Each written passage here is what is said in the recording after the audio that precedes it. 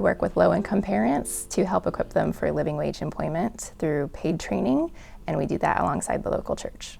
The word Langiappe is a French Cajun word that means a little extra or an unexpected gift. So there is a custom in the New Orleans area in which you go to a shop and the shopkeeper, once you make a purchase, gives you an extra gift. So it's complimentary, it's a bonus, and it reminds you of the theological definition of grace, which is the unmerited, spontaneous gift of God.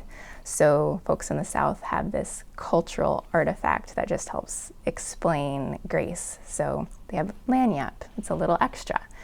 And at Langiappe, we try to be a little extra as well. So the unexpected gift is actually paying people while they're experiencing training and providing a lot of extra supportive programming alongside of kind of traditional job skills programming.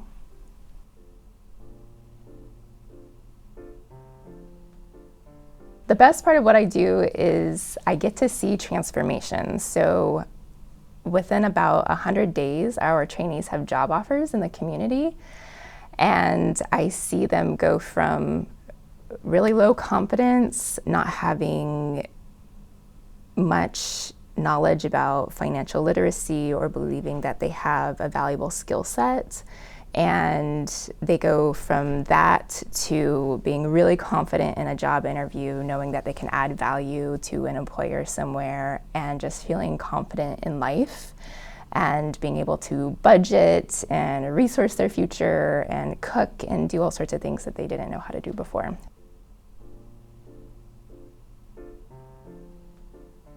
The folks that I work with, they don't have a problem being employed. They're just not making enough money where they are.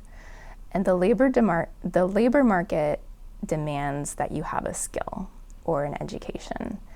And getting a skill and education involves people investing into you and believing in you, and you believing in yourself. And when there's trauma present, those are difficult things to get. So I think that healing can impact someone's ability to learn, and then also how much learning something new, something like commercial sewing is what we do, impacts your self-concept.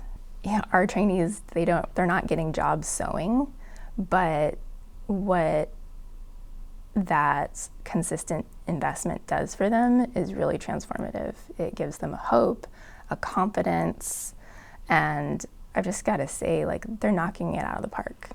And everyone is really surprised, but there's a ton of people that we rub shoulders with whose lives are 180 degrees different than ours.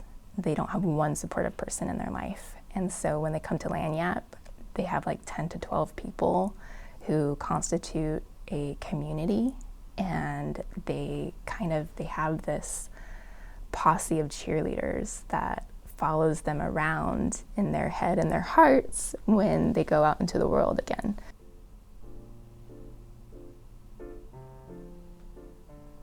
I tell people if they want their prayer life to be reinvigorated, that they should just pray for Langiappe, because they're Jesus's favorite, and he does whatever they need. We had a trainee who came in, and kind of as she was applying, she was losing her housing. And so I gave her all the resources I could. I have some connections with people who work in housing, and she was really diligent. And I wanted her to spend a portion of her workday researching housing too, because that impacts her employability. And she did everything she could, and I asked her if it was okay if we prayed about it, and she said absolutely. And our board prayed about it the next morning, and she got a phone call the next day, and she just praised God and just felt him working on her behalf. And another gal, her daycare situation was changing at the end of June. She had gotten a job offer in May, but she really needed to have daycare lined up. and it wasn't happening for her. It's kind of the same story. It's really hard to get daycare in our community, especially for younger children.